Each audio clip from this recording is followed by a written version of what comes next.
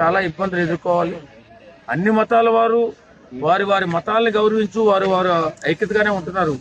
హిందూ మతం వారు మాత్రమే ఐక్యత లోపించింది. నిజంగా ఐక్యత లోపించింది ఖచ్చితంగా. లేకపోతే ఈ మధ్యకాలంలో చాలా జరగకూడని పనులు కూడా జరుగుతున్నాయి. వాస్తవంగా లడ్డు విషయం మాట్లాడకూడదు అనుకుంటారు కదా.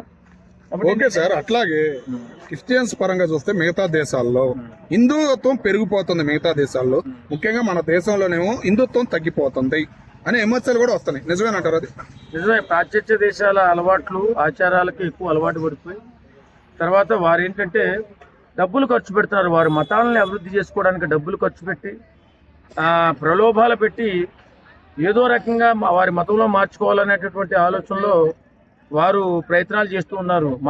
మన హిందూ మతంలో మాత్రం డబ్బులు ఖర్చు పెట్టేది ఉండదు. ఏ ఖర్చు అయినా మనమే పెట్టుకోవాలి. కాబట్టి ఈ మతం కొంచెం వెనకబడడానికి కొంచెం అవకాశం ఉంది. ఓకే సార్, అట్లాగే హిందువుల పరంగా తీసుకున్నా గానీ ఒక యూనిటీ అనేది తగ్గిపోయింది మన పరంగా అని కూడా పవన్ కళ్యాణ్ గారు అంటున్నారు. దాని గురించి మీరే ఉంటారు? చాలా తగ్గిపోయింది. యూనిటీ పరంగా తగ్గిపోవడం కాదు, పొరపాటున ఏదైనా ఒక ఇబ్బంది అయితే ఒక మతాల మధ్య ఒక ఇద్దరు వ్యక్తులు కొట్టుకున్నట్లయితే ఆ హిందూ అయినటువంటి వారికి కొంచెం సపోర్ట్ తక్కువగానే ఉంది వాస్తవంగా చెప్పాలంటే.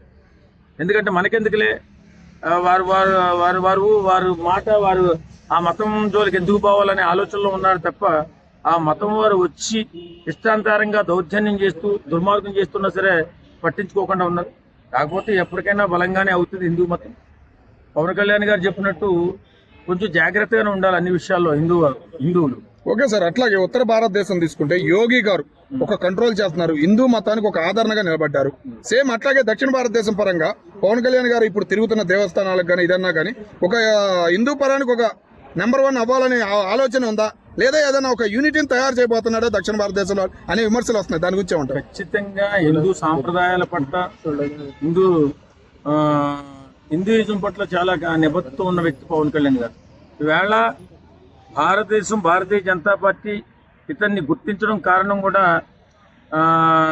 బలంగా నిలబడిన వాళ్ళే. కాబట్టి హిందువులు సంఘటితం కావాల్సిన అవసరం ఎంతైనా ఉందండి. పవన్ కళ్యాణ్ గారు ఏం చెప్పారంటే లోపాయకరంగా మనం అంతా సంఘటితంగా లేక ఇష్టానుసారంగా దేవస్థానాలు పడగొట్టడం, దేవుళ్ళని దుర్భాషలాడడం, ఇష్టానుసారమైన ప్రవర్తన చేయడం ఇతర మతాల వారు ఎప్పుడూ కూడా ఒక మతం వారు వచ్చి మన మీద దౌర్జన్యం చేయడమే తప్ప హిందూ మతం వారు మాత్రం దౌర్జన్యం చేయడం దుర్మార్గం చేయడం లేదు ఈ మధ్యకాలంలో. కాబట్టి హిందువులంతా ఏకదాటిపైన రావాల్సిన అవసరం ఎంతైనా ఉందని పవన్ కళ్యాణ్ గారు చెప్పారు. ఓకే సార్, అట్లాగే వాళ్ళ కులం వాళ్ళు ఇప్పటికీ అగ్రకులం మీద పడి ఏడుస్తున్నారు, ఇలాగే చిచ్చులు లేపుతున్నారు. ఎక్కువగా కుల్లలు పెట్టేది కూడా వాళ్ళ కులం వాళ్ళే. ముందు వాళ్ళ కులం వాళ్ళని కంట్రోల్ చేయాలి కదా. వాళ్ళ కులంలోనే ఒక యూనిటీ అనేది తయారు చేయాల్సిన బాధ్యత పవన్ కళ్యాణ్ గారికి ఉందంటున్నారు. దాని గురించి మీరేమంటారు? కులాలు కుంపటం వల్లే కదా ఈ దరిద్రం అంతా వస్తుంది. వాస్తవంగా ఈ నిరాజకాలు జరగడానికి హిందూ మతంలో కులాల వల్ల కొట్లాటల వల్లే ఈ దరిద్రం అంతా వస్తుంది. యూనిటీ లేకుండా పోతుంది. ఏదైనా ఒకటి నిర్మించుకోవాలన్నా ఏదైనా ఒకటి సాధించుకోవాలన్నా ఐక్యతగా ఉంటే సాధించుకోగలుగుతాం తప్ప కులం పేరుతో వాడని వీడని వాడు రాకూడదని వీడి దండం పెట్టకూడదని ఏం మాటలు.